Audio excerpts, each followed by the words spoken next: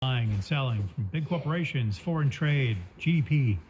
But the economy's health can also be viewed through something much smaller, like a neighborhood or a main street, or even the humble strip mall.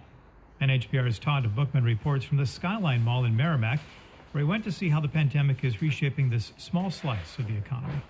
Think of the Skyline Mall as kind of like the economic version of a potluck dinner. A little bit of everything, all crammed onto one table.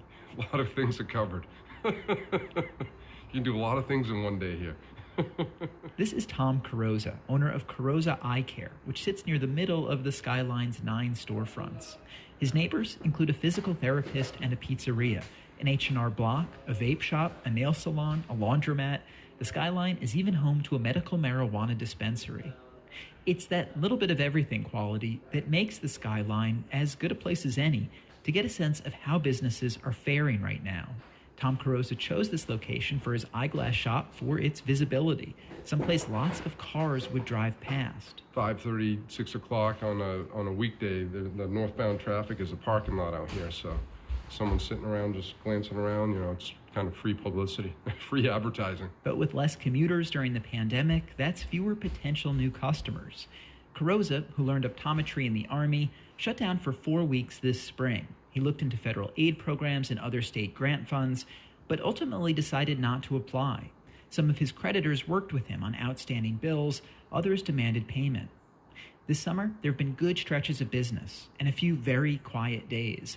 This fall, he's not sure what to expect. I don't know. I don't really know what's going to happen, but it definitely seems like, based off of some other areas in the country, that something could start to pick back up.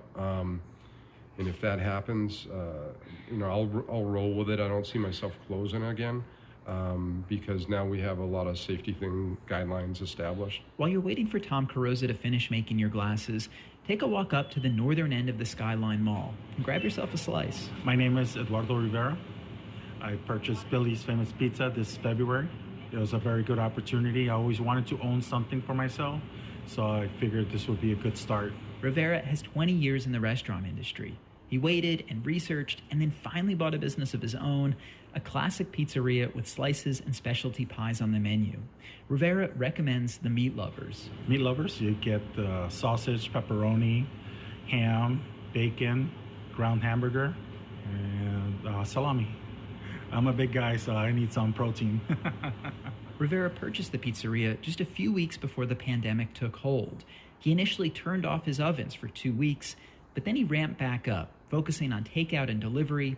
He received federal PPP relief funds and didn't lay off any workers. In fact, he's had trouble finding line cooks. Rivera has noticed that as the number of cars pulling in to shop at other businesses in the plaza has started to return to normal, he's also seeing more walk-in customers. There's a connection of businesses if everybody's doing well.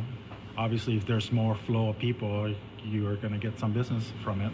Every business in this strip mall has reopened since the shutdown or never closed. On a sunny Monday, there's someone getting a manicure at the #1 nail salon. A guy hauls a basket of clothes into the streams of water laundromat. The Godfrey Family Carpet Store has a sign up asking people to call to make an appointment.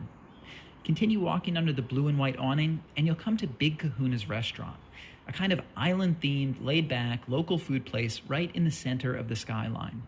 In the kitchen, Big Kahuna's co-owner, Amanda Spooner, is grilling chicken and preparing kale. Lots of kale. We go through so much kale. It's something special about Kahuna kale. Everybody loves it, and we can't quite put our finger on why. It's just different. People can't duplicate it. So people get sides of it, and you never see somebody eat so much kale. They'll get the bowl with the kale and a side of kale. Amanda's husband, JP, is an easygoing guy who spent time in Hawaii. He sits at one of the tables and describes the first few days of the shutdown like this. We were open, just nobody showed up. And that was pretty traumatic. But since then, his delivery orders have taken off. A few employees weren't comfortable coming back to work, but he was able to hire some new folks. JP has tried to turn Big Kahunas into what he calls an oasis of normalcy. Keep the menu and the ingredients bright. Keep the energy positive. Keep your staff happy. He tries to spread that spirit throughout the strip mall, with the nail salon owner, with Eduardo at the pizza shop, The cannabis dispensary workers, they definitely get it. Because if we are in this little tiny plaza, and this isn't one of these multi-million-dollar, gigantic, super attractive places to look at, it's a plaza in the middle of Merrimack. But the magic happens once you get out of your car and you come into one of these businesses and you get to say to yourself, "Whoa, wasn't expecting that." The Skyline Mall is its own little microeconomy right now. Each business is on its own, but each one is connected. Todd Bookman, NHPR News.